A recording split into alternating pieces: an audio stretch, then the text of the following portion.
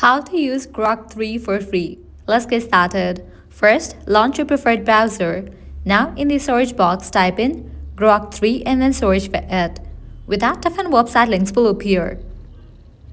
Now navigate to this one website option, AI. You will be directed to the official website of it. Now click on the option Try Now. You will be directed to Sign Up page. Click on the option Sign In given at the top right. Now go ahead and use X account, Google account, or type in your email address and then sign in for Grok. I'm going to use my Google account. After you sign in, you will be directed to this page. Now click on this drop down and then set it to Grok 3.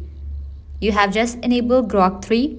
Now you can use it. Here you can provide your prompt and within few seconds you're going to get the response. Also you can enable deep search like we think. If you want to do so, you can click on these options given over here, deep search and think. So this is how you can use Grok 3 for free. If this guide helped you out, don't forget to like, share and subscribe to our channel. Thanks for watching.